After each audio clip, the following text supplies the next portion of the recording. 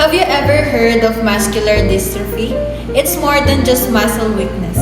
It's a group of genetic diseases that slowly weakens the muscles over time.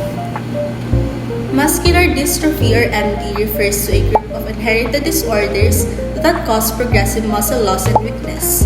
It happens because of mutations in genes that affect muscle proteins, the ones responsible for keeping our muscles strong and functioning. In people with MD, these proteins are either missing or don't work properly. As a result, the muscles gradually become weaker, making daily activities like walking, lifting, or even breathing more difficult over time.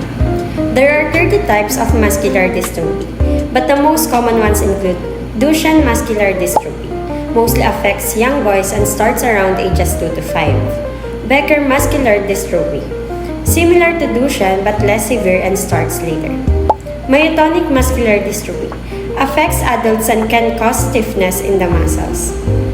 Common symptoms include muscle weakness, difficulty of walking or frequent falls, trouble with balance, wasting of muscles over time, and in severe cases, breathing or heart issues.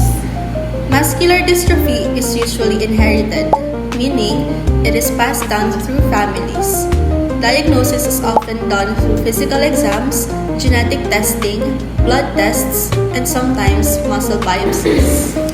Sadly, there is no cure for muscular dystrophy yet, but there are treatments that can help manage symptoms such as physical therapy, medications like corticosteroids, breathing support, and even surgery to correct muscle problems.